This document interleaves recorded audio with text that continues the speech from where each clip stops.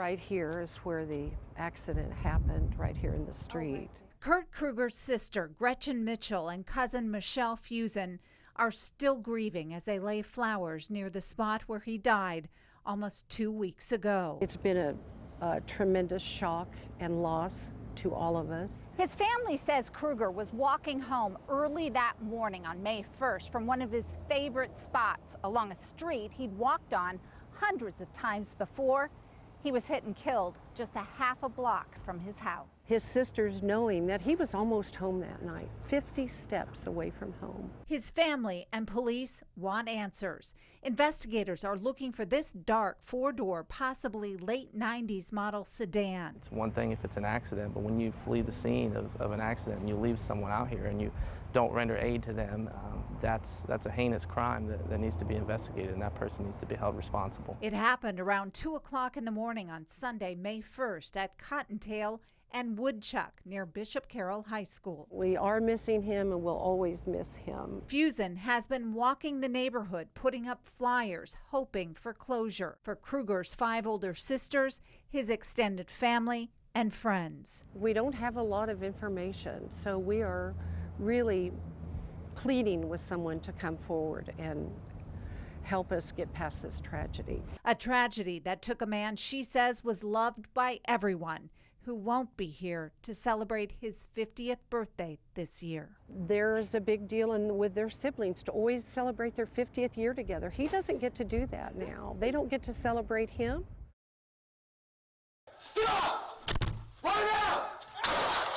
Got to about the street, turn around, fired once. This Southeast Wichita man who doesn't want to be identified shows us the bullet hole that marks one of the scariest nights of his life. It keeps me on edge, so I'm a lot more ready now than I was then. Security video shows it all. You see this gold-colored van creeping along the street in this neighborhood near Pawnee and Rock Road. A man walking checks every car in each driveway. Then when he gets here, watch. He finds a garage door opener inside this unlocked car. The garage goes up, but what the thief doesn't know is the homeowner's Ring doorbell alerted him. He grabbed his gun to investigate. When I opened the door, he was right about at that corner of the grass and the sidewalk right here. Stop! Right now! He knew where I was, and it was a lit up porch. So he turned around, pointed at me, and fired, and missed me by a few feet. That's when he ran back inside the house and waited for police.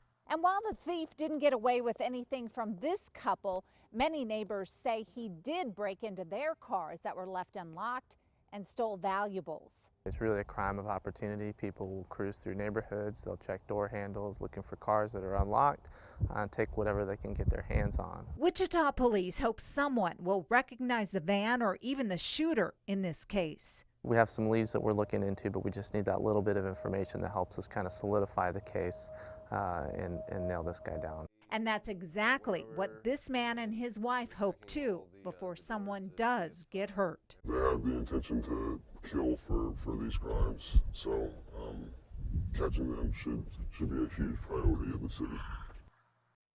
So here's where we had most of our damage. They grabbed a bunch of these rocks that we have for landscaping, and they threw them through the windows and broke out the windows, so we've had to board it up for safety. A tour through Ailey Park's pool house near Harry and Seneca shows just how bad it is. Then, as you can see from in the office, they literally just opened up boxes, bags, tore through stuff. Wichita Park specialist Brian Hill says he's never seen so much vandalism, especially in the winter. Kicking out windows, breaking down doors, damaging pop cooler, probably the most expensive thing that we had happen. Shooting off the fire extinguishers, just kind of making a big mess of everything. The Parks Department says the vandals also did damage to this playground. You can see here the turf is all torn up. In order to replace all of this, it could cost taxpayers up to $15,000. And this isn't the only park. In the last month, Hill says vandals hit Watson, Manissa, Linwood, and Orchard parks. Workers found everything from picnic tables thrown into the swimming pools to graffiti to fire extinguishers discharged. Hill says the Parks and Rec budget won't be able to cover all the repairs, including this broken cooler. We're not going to be able to replace that. So here at this site, we're not sure if we'll be able to offer concession sales in the upcoming year. He now has a message for the vandals. It may have seemed fun at the moment, but this is how it really affects people. This really hurts the community.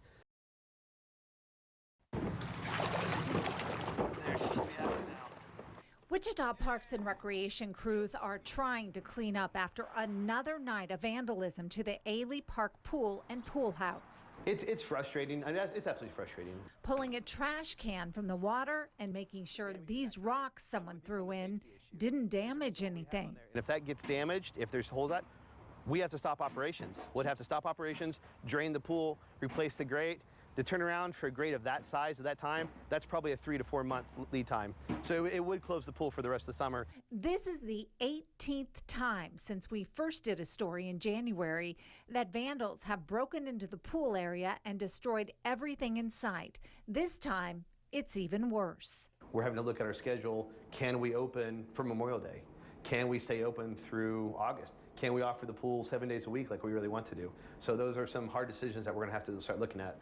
The total cost of the damage, $20,000, and it comes from the park department's operations budget. Yeah, it's frustrating for us because obviously we want to be able to find the people who are causing the damages, especially when it's a repeat thing. Wichita police hope someone has information about the vandals. Bringing the awareness out that it's just really not cool to do this. This is a public facility. It's for use by everybody, including the people who are damaging it. So it just really doesn't make sense for somebody to come here and cause damage. Hill just hopes his crews can get this all fixed and cleaned up before Memorial Day, when the pool is supposed to open for the summer. They need to stop because it's really hurting the community. You know, their little bits of fun are really impacting the community as a whole, and we don't want to have to, take away services here.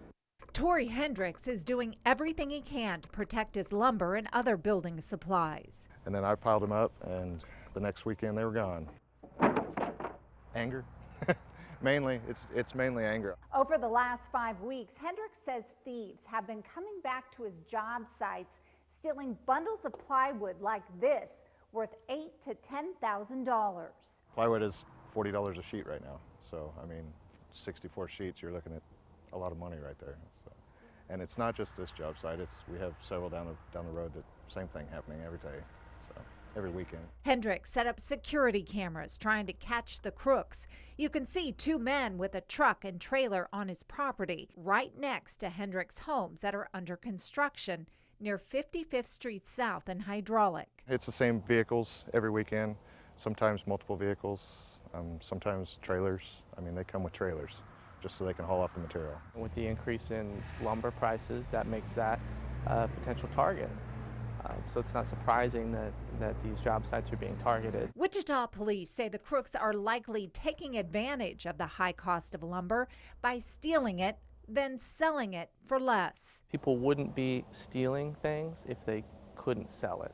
So if we can identify the people who are buying these products, then we can put it into the trade of those products, and we can stop the theft of those products. Hendricks says the theft is slowing down his business significantly. A house like this used to take about 4 months to build, and now it takes about 9 because of just everything. It's just frustrating.